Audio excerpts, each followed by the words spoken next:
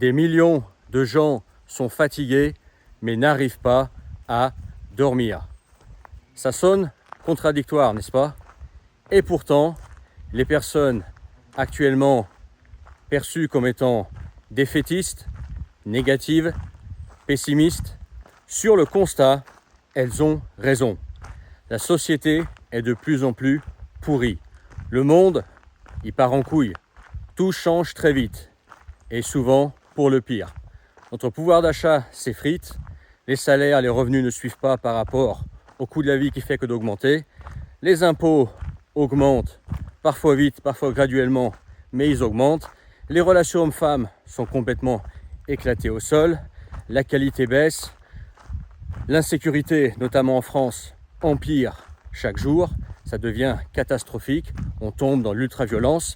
Bref, il y a aussi des gens qui ne se plaisent pas dans leur travail, qui comprennent que leur travail n'a aucun sens, qui sont en quête de sens, qui font un travail en fait qui ne les remplit pas, et ils font ça juste parce qu'ils sont obligés, parce qu'ils ont des crédits à payer, crédit maison, crédit voiture, la bouffe à payer, la crèche pour les enfants, et bien évidemment les enfants c'est de plus en plus cher.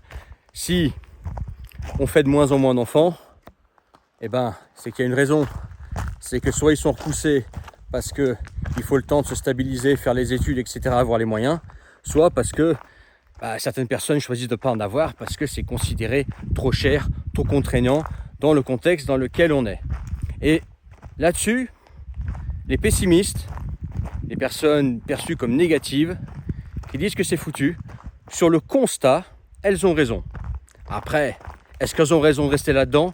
Je ne pense pas.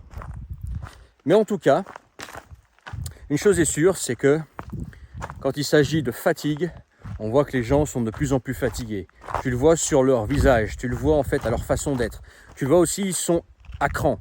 Les gens qui sont à cran, qui sont nerveux, qui sont violents, etc. Au fond, en fait, ce sont des gens qui sont fatigués. Fatigués de tout ce que je viens de te nommer. Je viens de te faire la liste, en fait, de quelque chose, d'un monde qui t'épuise. Okay? Et pourtant, ces gens n'arrivent pas à dormir. Pourquoi ils n'arrivent pas à dormir? Tout simplement parce que au moment où il faut dormir, où une personne qui aime sa vie, une personne qui sait pourquoi elle se lève le lendemain, une personne qui a un objectif, une personne qui y croit, qui pense qu'il y a un meilleur futur possible, qui est en train de construire quelque chose, elle n'a pas de mal à dormir. Parce qu'elle sait que demain, elle se lève pour construire.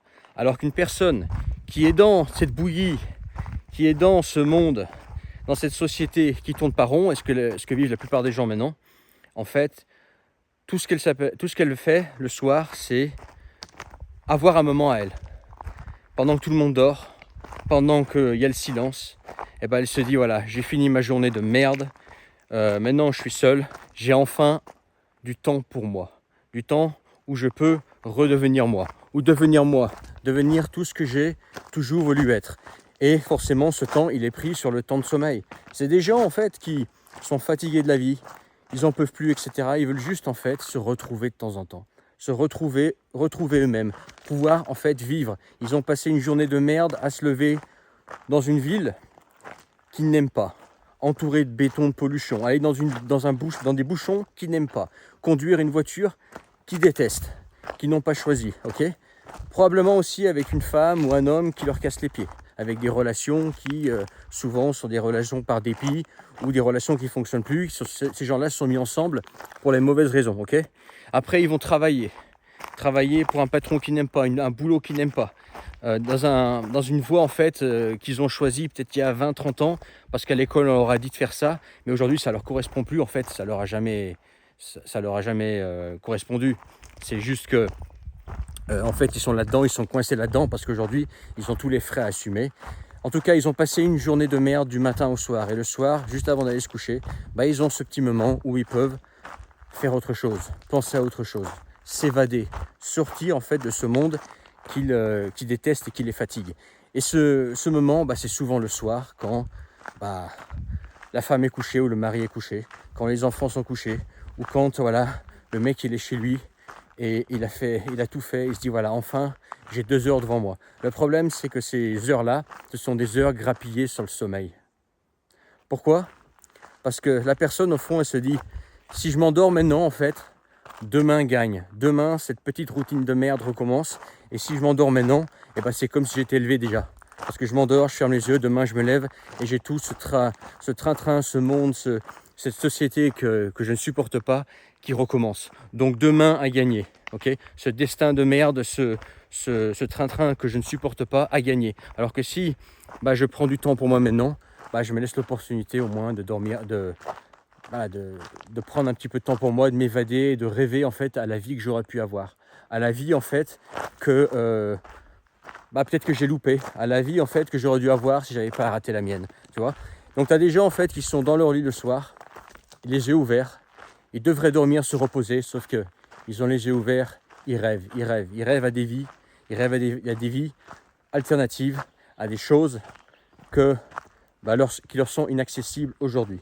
Et c'est comme ça que je trouve avec des gens qui sont déjà fatigués par la vie, fatigués par tout ce train-train, fatigués par en fait cette société et tout ce qui ne va pas, et je suis d'accord avec ceux qui dénoncent ça, mais en plus ils en rajoutent parce qu'ils ont un manque de sommeil, parce qu'ils ont le seul moment qu'ils ont vraiment à eux, c'est le moment qu'ils devraient consacrer à dormir. Okay, parce qu'une personne qui construit, une personne qui est contente de sa vie, une personne qui sait qu'il y a espoir de changer sa vie, de vivre mieux, elle sait à quel point le sommeil est important, elle sait à quel point il faut qu'il se lève demain avec la patate pour pouvoir vivre à fond. Parce que quand tu te lèves le matin et que tu sais pourquoi tu te lèves, okay, quand tu sais que tu te lèves pour toi, pour vivre une bonne vie, et que tu as envie d'y aller, tu n'as pas de problème pour t'endormir et tu n'as pas de problème pour te lever. Alors qu'une personne qui vit une vie de merde, elle a déjà beaucoup de mal à s'endormir, comme si c'était un enfant, ok ?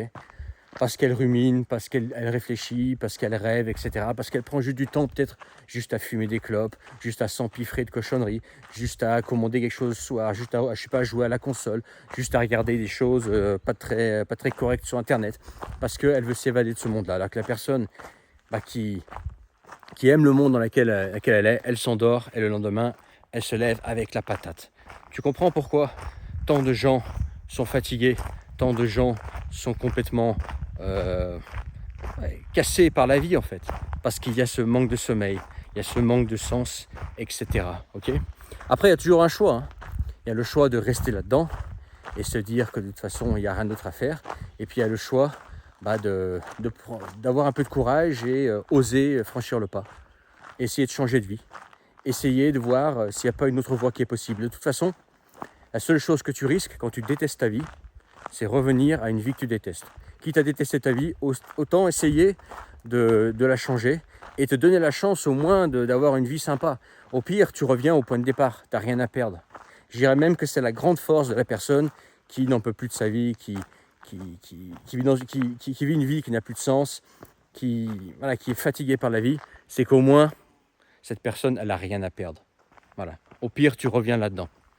Au mieux, tu changes ton quotidien et tu as une vie meilleure, une vie qui te ressemble plus, une vie en fait qui te remplit, une vie qui a du sens pour toi, une vie qui te donne la patate le matin et qui te donne le bon sommeil de qualité le soir, qui fait que tu passes des bonnes nuits de sommeil et que tu ne sois pas toute la journée énervé, dépité, sur les nerfs, à te demander ce que tu fais là, à te dire je vis uniquement pour payer des factures. Je suis un espèce d'esclave qui vit une vie qui n'est pas la mienne, qui est contraint de la vivre, qui ne veut pas s'arrêter justement parce que je me suis mis dans cette vie-là et qu'aujourd'hui, pour m'extraire, c'est impossible. Cette personne, elle a eu le courage de se dire, voilà, stop, c'est fini, je tente autre chose, je tente de vivre une vie qui en vaut la peine. Et la plupart des hommes, en fait, si tu regardes bien, ils rêvent d'une vie quand ils ont 20-25 ans. À 25 ans, il se passe quelque chose, ok ? Tu peux appeler ça rencontrer la Magali, tu peux appeler ça... la carrière, tu peux appeler ça tout ce que tu veux, les crédits, etc. Il se passe quelque chose et c'est comme une petite mort. Okay, et toutes ces personnes, ces personnes à 25 ans, elles arrêtent de rêver, elles se disent voilà, ça c'est ma vie, je suis obligé de l'accepter, je ne peux rien faire d'autre, maintenant je suis coincé dedans, de toute façon c'est comme ça, de toute façon mes collègues, ils sont comme moi, ils sont obligés d'accepter, c'est-à-dire que je ne suis pas le seul, c'est-à-dire que c'est la normalité. Non, c'est pas la normalité. Voilà. Elles vivent comme ça une vie, elles sont déjà mortes en fait, mais elles vivent comme ça une vie jusqu'à 75, 80 ans, quand ça s'arrête vraiment en fait. Okay, leur vie dure 75, 80 ans, mais leur mort en fait, elle est à 25 ans. parce qu'ils ont laissé tomber le rêve. Ils ont ils ont arrêté d'essayer. Parfois, même si tu réalises pas tes rêves, au moins tu auras essayé. Le fait d'avoir essayé, eh ben, au moins tu n'as pas de regrets. Et voilà, tu auras une vie en fait remplie. Mais en tout cas, voilà pourquoi tant de gens sont sur les nerfs, tant de gens, la violence explose, etc. Il n'y a pas que ça éventuellement, mais ça en rajoute une couche en plus. Pourquoi les gens sont devenus impolis? Pourquoi les gens sont devenus nerveux? Pourquoi les gens sont plus comme avant, où il y avait cette douceur de vivre dans les rues, etc. Bien évidemment que ce n'est pas le seul paramètre, mais ça y contribue vachement. En fait, une grande fatigue généralisée, de personnes qui sont au bout, qui vivent une vie en fait qui correspond plus à l'ère du temps, qui leur correspond plus, qui sont basés sur des choix d'il y a longtemps. Et eux, ils ont changé, le monde a changé, le contexte a changé. Et voilà, ils sont là-dedans et ça se voit sur leur visage, ça se voit dans leur comportement. Voilà. Partage cette vidéo, je pense qu'elle est importante. N'oublie pas de t'abonner. Dans la description, tu peux réserver un appel avec moi ou carrément te faire accompagner si toi tu veux changer de vie. Moi, je te soutiens et t'accompagne là-dedans. C'est en description. Également en description, tu peux rejoindre mes contacts privés. Le canal Telegram qui est gratuit et recevoir gratuitement tous mes messages privés. Tu peux encore le faire en description. Et puis, abonne-toi si ce n'est pas encore fait. Mets ton pouce. Fais savoir ce que tu en penses toi en commentaire. Et je te dis à bientôt pour une belle vidéo. Ciao!